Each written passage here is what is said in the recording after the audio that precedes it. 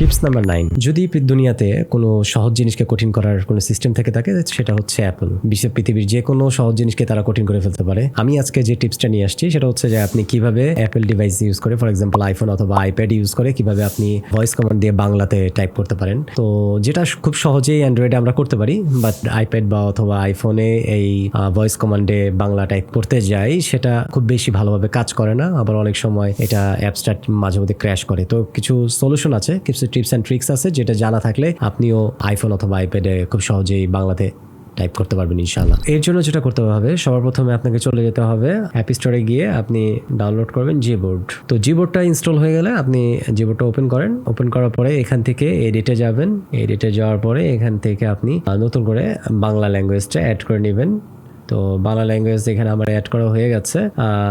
আপনি চাইলে এখানে ল্যাঙ্গুয়েজে কিবোর্ড সেটিংস, তারপর সার্চ সেটিংস, এখান থেকে ল্যাঙ্গুয়েজটা আমি বাংলা অ্যাড করে নিয়েছি। তো বাংলা ল্যাঙ্গুয়েজটা আমি সবার উপরে রেখেছি। আপনারা চাইলে এটা যে কোনো ল্যাঙ্গুয়েজ উপর নিচে করতে পারবেন, একটু ধরে রেখে এটা জাস্ট আপনারা স্ক্রল করতে পারেন, উপর নিচে করতে পারেন। আমি বাংলাটা উপরে রেখেছি। তো আপনারা এই অপশনটা সাইকেল থ্রু জিবোর্ড ল্যাঙ্গুয়েজ এটা অবশ্যই অন করে রাখবেন, এটার কিছু সুবিধা আছে।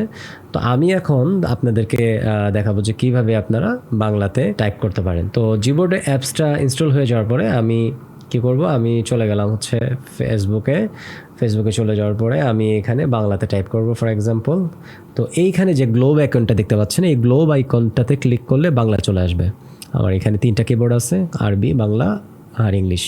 এই যে বাংলা চলে আসছে। এখন আমি এখানে মাইক্রোফোনে ক্লিক করলাম। আসসালামু আলাইকুম, সবাই কেমন আছেন? আশা করি সবাই ভালো আছেন। তো দেখছেন ইয়েটা চলে আসছে, লেখাটা চলে আসছে। তো আপনারা এখানে অনেকে মিস্টেক যেটা করে সেটা হচ্ছে যে এইভাবে সার্কেলিং হওয়ার আগেই আমরা এইভাবে মানে স্লাইড করে ফেলি। তো স্লাইড করার ফলে অনেক সময় বাংলা টেক্সটটা দেখা যায় না। তো এখানে একটা ছোট্ট টিপস অ্যান্ড ট্রিক্সটা দেখাচ্ছি আমি, যে যখন আপনার বাংলা টেক্সটটা এখানে চলে আসবে তখন এই নিচে এই যেটা সার্কেলিং হচ্ছে এটা হওয়ার আগ পর্যন্ত আপনি এইখান থেকে স্লাইড করবেন না।